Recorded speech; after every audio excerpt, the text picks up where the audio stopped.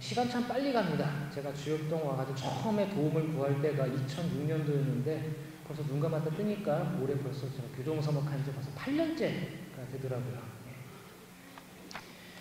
본당 있을 때는 참 재밌게 지냈습니다. 편하게 지내기도 했습니다. 기쁘게 지내기도 했습니다. 그런 만큼 저 역시도 기고만장했던 때가 있었습니다.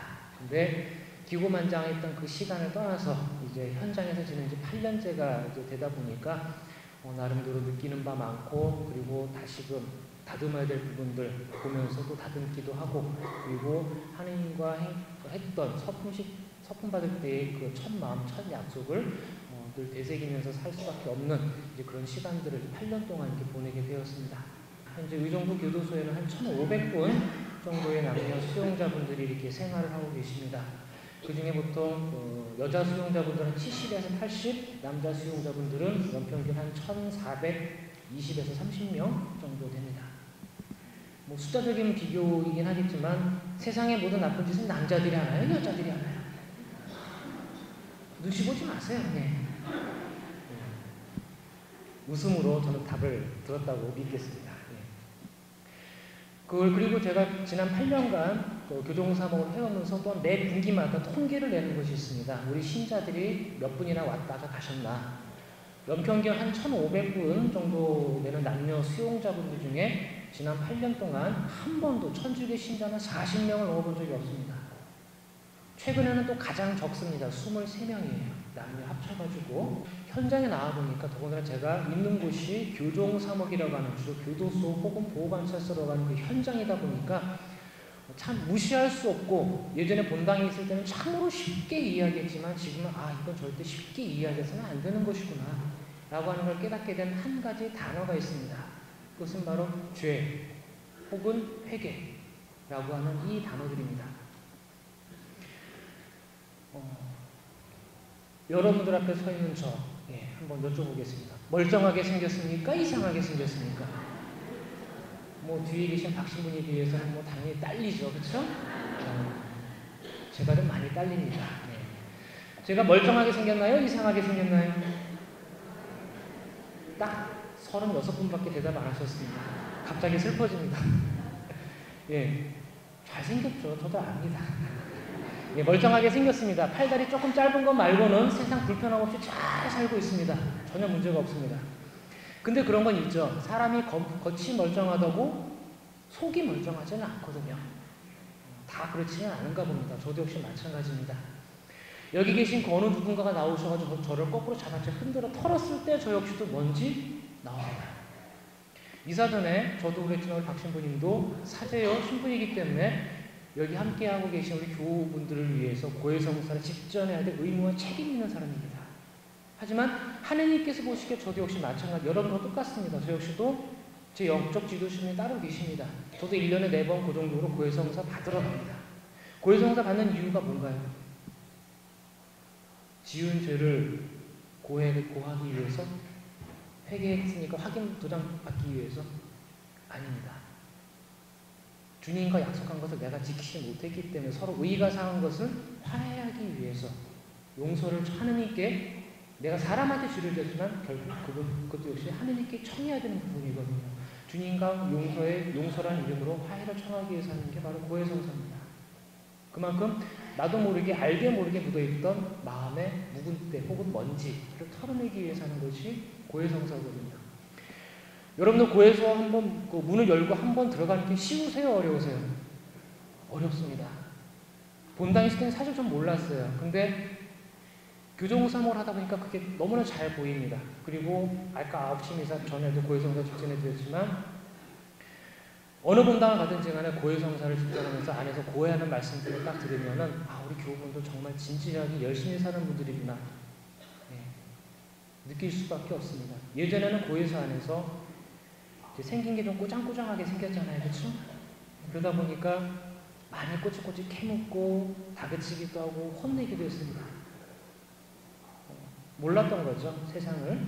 근데 본당을 떠나서 현장 안에서는 참 그것을 많이 보게 됩니다. 더군다나 죄라고 하는 인생의 꼬리표라고 하는 공통분모를 안고 있는 형제 자매들, 아이들을 주로 만나다 보니까 그런 면에 대해서 훨씬 더 진지하고 진중하고 신중할 수밖에 없겠구나라는 생각을 항상 가지면서 하루하루 이렇게 지내고 있습니다. 여러분들은 어떠신지 모르겠습니다. 사람이 죄를 짓는 경우는 어떤 경우들일까요? 욕심을 부릴 때 사람들은 죄를 짓게 됩니다. 근데 저는 감히 말씀드리고 싶습니다. 욕심은 절대 죄가 아닙니다. 하지만 교리는, 천주교 교리라는 욕심은 뭐라고 합니까? 죄라고 이야기를 합니다. 그게 왜 죄가 될까요? 근데 원래 욕심이라고 하는 것은 죄가 아니거든요. 한자말 그대로 풀이해서 이야기한다고 한다면 뭔가를 하고자 하는 의지, 마음, 잘 되고자 하는 마음, 잘 하고자 하는 마음이 바로 욕심이잖아요. 그렇죠? 여기 계신 그 어느 누구든지 간에 욕심 없는 사람 있나요? 없습니다. 다 욕심 갖고 있습니다. 저도 역시 욕심 갖고 있어요. 최소한 이 시간 이 자리에 누군가를 위해서 기도하고 소모와 기도하기 위해 모인 그 자체만으로 그것도 욕심이거든요. 내가 기도하는 그 누군가가 하나님의 은총과 축복을 얻어서 보다 잘 살게 되기를 바라는 마음을 갖고 기도를 하는 것이니까. 근데 본당에 있을 때 몰랐습니다. 좀 교정사고를 하면서 제가 대하는 사람은 열의 9은 신자가 아닙니다. 기껏해 열의 1명 정도 비율을 치자면 열의 1명 정도 신자분들 대하고 열의 9은 신자가 아닌 사람들 대합니다. 근데 본당에 있을 때는 제가 대하는 사람은 열의 10명은 다 신자분들이었습니다. 굳이 신자가 아닌 사람들 만날 이유가 없거든요. 본당이라고 하는 이 잘 짜여진, 잘 꾸며진 공동체 안에서 정말 우리 좋은 교우분들과 함께 늘 좋은 곳에서 좋은 분들과 함께 보내는 그 시간 어떤 시간이겠습니까? 좋은 시간입니다. 좋은 곳에서 좋은 분들과 좋은 시간을 함께 보내고 있다 보니까 저도 모르게 눈높이가 쭉 하고 올라갔던 거예요. 그러다 보니까 눈높이가 올라가면 사람이 어떻게 됩니까? 기대하는 게 많아지고 요구하는 게 많아지고 재촉하는 게 많아집니다. 그러다 보면 많이 혼내기도 하고 많이 아쉬워하기도 합니다. 제가 본당에 있을 때는 그랬거든요. 근데 본당을 벗어나서 현장에서 8년째 이렇게 지내고 있다 보니까 우리 교우분들 정말 좋은 분들이었구나. 우리 교우분들 정말 진지하게 열심히 살려고 노력하는 분들이었구나. 정말 죄라고 하는 것을 짓지 않기 위해서가 아니라 정말 좋은 것을 함께 나누기 위해서 욕심을 부리고 있는 바로 그런 좋은 분들이었구나라고 하는 것을 깨닫게 되었습니다. 아마 여기 계신 분들, 저를 제외한 거의 대부분의 분들이 다 한 가정의 아버지와 어머니들이십니다. 자녀분들이 나이가 하나하나 들어가서 장성하기 시작하면은 부모로서 자녀에게 대해서 갖는 기대치가 올라갑니까? 내려갑니까? 올라가요. 당연히 올라갑니다. 올라가면 올라갈수록 기대하는 거 많아지고 받고 싶은 거 많아지고 요구하는 거 많아지고 요구하는 것이 채워지지 못하면 서운하게 많아지고 서운하게 많아지면 잔소리를 하게 되고 잔소리를 하고 싸우게 되고 화를 내게 됩니다. 욕심이라고 하는 것은 그렇기 때문에 어떤 의미에서 한도 끝도 없습니다. 하지만 욕심 그 자체는 절대 죄가 될 수 없습니다. 욕심이 죄가 되는 순간은 딱 한 가지 경우입니다. 잘 되고자 하는 마음, 잘 하고자 하는 마음이 어느 순간 갑자기 나만을 위한 나만을 위한 영광, 나만을 위한 권위, 나만을 위한 이득을 위해서 움직이는 행위로 결론이 날 때 그 욕심은 100% 죄라고 하는 결과물로 내 앞에 떡하니 등장을 합니다. 제가 교도소에서 혹은 보호관찰소를 통해서 대하는 거의 대부분의 분들이 아이들이 그런 어른들이거든요. 그렇다고 그분들이 다 나쁘다라는 건 아닙니다. 정말 죽을 죄, 중죄인이라는 건 아니에요. 그분들 역시도 잘하고자 하는 마음으로, 첫 마음은 누구나 다 그랬습니다. 잘하고자 하는, 잘 되고자 하는 마음. 하지만 그런 마음들을 흔드는 것들이 있죠. 바로 유혹입니다. 잘하고자 하는 마음을 꼬드겨서 넘어가면 결국 죄라고 하는 결과물로 세상에 드러나게 되어서 교도소가 되었든 구치소가 되었든 혹은 보호관찰소가 되었든 수용생활을 하거나 보호관찰을 받게 되는 정말 감추고 싶은 인생의 꼬리표를 달 수밖에 없는 현실을 맞이하게 되거든요. 여러분들은 죄라고 하는 것에 대해서 얼마나 자유롭게 살아가고 계신지 모르겠습니다. 하지만 저 역시도 여러분들 서 있는 저 역시도 주님의 자녀이기 때문에 저 역시도 죄라고 하는 것을 짓지 않기 위해서가 아니라 오히려 죄라고 하는 것에 대해서 혹은 허물이라고 하는 것에 대해서 정말 자유로워지기 위해서 저 역시도 발버둥을 치고 있습니다. 저 역시도 잘하고자 하는, 잘 되고자 하는 욕심이 있거든요. 잘하고자 하는, 잘 되고자 하는 욕심이 있다 보니까 이 자리에 설 수 있도록 주님께 기도하며 청할 수 있었던 겁니다. 지난 8년간 참 저로서는 특별한 경험들을 많이 체험했습니다. 근데 본당에 있을 때 경험해보지 못했던 것들입니다. 절대. 눈을 씻고 찾아봐야지 그나마 한두 번 보일까 말까 했던 그런 경험들입니다. 그것이 바로 어떤 경험이냐? 바로 기적이라고 하는 경험입니다. 요즘 세상에 기적이 있을까요? 없을까요? 기적. 우리가 알고 있는 기적이 뭘까요? 병든 사람이 깨끗이 나아서 일어나는 기적, 죽었던 사람이 빨딱 일어나는 기적, 배고픈 사람 배부르게 먹이신 기적. 우리가 알고 있는 기적은 어떤 기적일까요? 성모님이 피눈물 흘리시는 기적? 아닙니다. 그런 것들을 보고 듣고 하는 사람들조차도 기적을 보았지만 기적을 살아가는 사람들은 아니거든요. 왜? 결국 사람이 변하지 않으면은 백날 복음 말씀 들어봤자 뭐합니까? 사람이 변하지 않으면 말짱 꽝입니다. 맨날 어마어마한 기적을 봐봤자 뭐합니까? 피눈물 흘리는 성모상 앞에서 붙잡고 울고 기도해봐야 뭐합니까? 결국 사람이 변하지 않으면 아무것도 아니거든요. 예수님은 분명 실패하셨습니다. 돌아가시기 전까지는. 당신의 그 말씀을 듣고 많은 사람들이 감화를 받고 치유를 받고 위로를 받았습니다. 그리고 예수님께서 하신 그 말씀이 정말 하느님 나라의 이야기요 하느님 나라의 언어로서 우리에게 보여주신 것이면 그분께서 뭘로 확증해 주셨습니까? 바로 기적으로 확증해 주셨습니다. 그 많은 사람들이 예수님을 향해서 박수를 치며 환호했습니다. 붙잡히면서 돌아가신 순간 박수하며 환호를 했던 손과 입이 뭐로 변했습니까? 저주하고 멸시하고 조롱하는 손과 입으로 변하지 않습니까?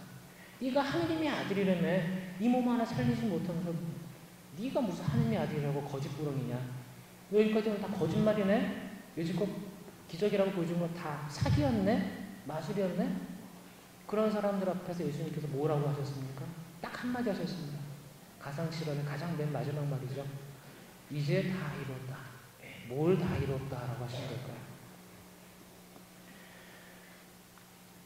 예수님의 기적은 예수님의 부활 전과 후는 아닙니다. 예수님께서 돌아가시기 바로 그 전, 부활하시기 바로 그 직전까지는 예수님도 실패했습니다.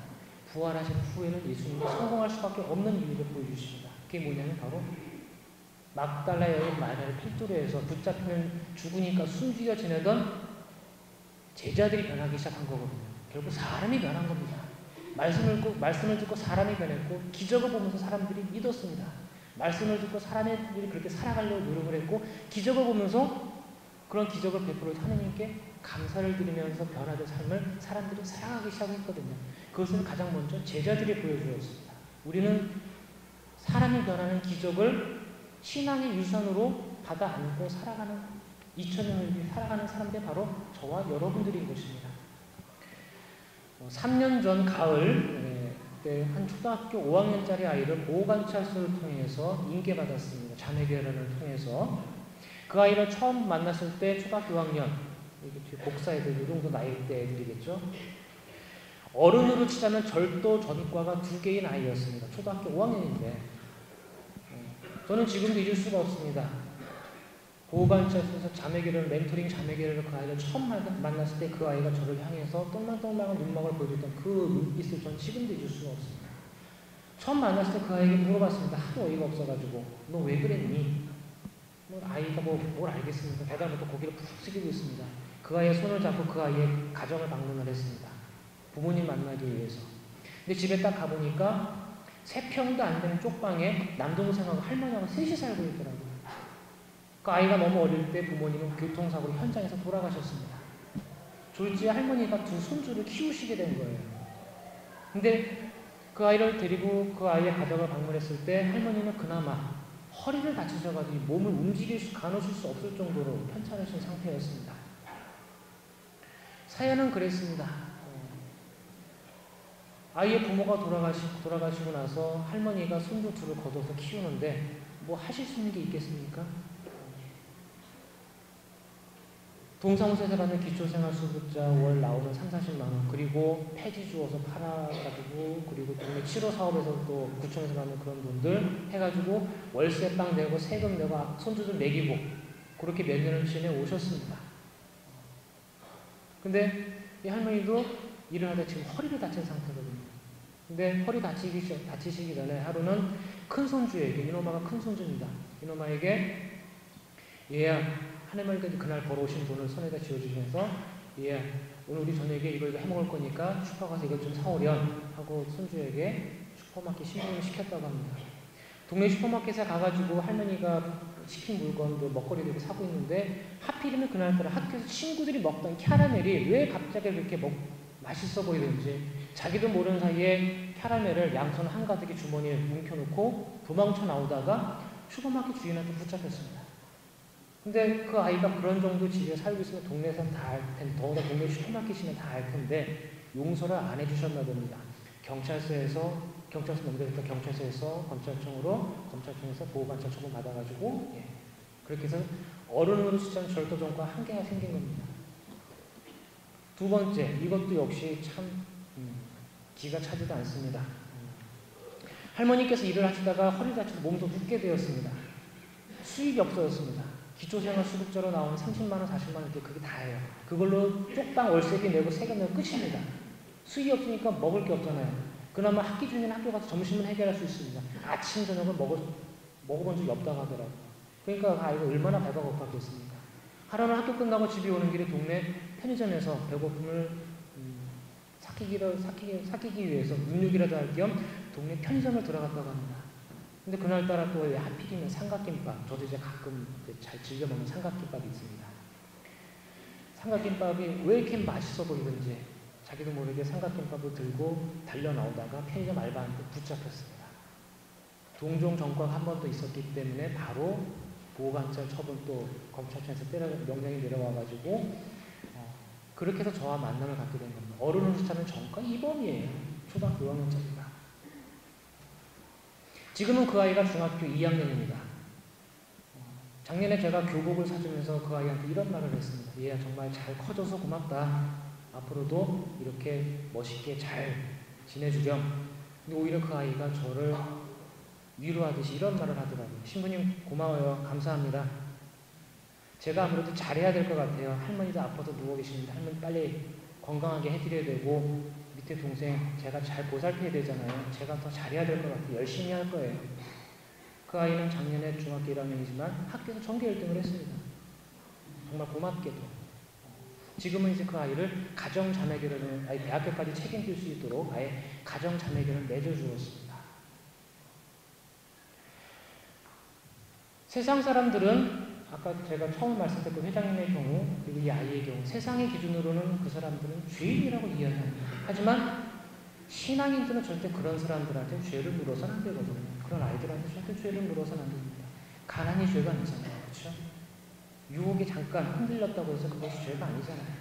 근데 세상 사람들은 그것을 죄라고 이야기합니다.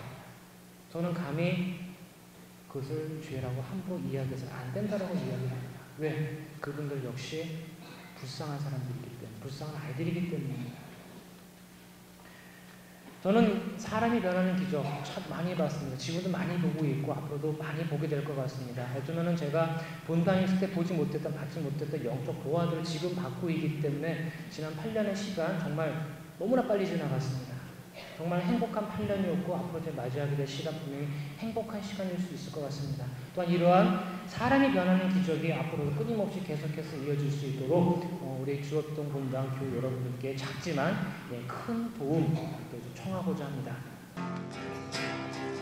눈물이 흘러도 닦아주리 없는 서럽게 외로워도 언제나 혼자니 그런 길을 나는 걷고 있는 내 눈물을 멈추어 줄 수 있는 그분을 향해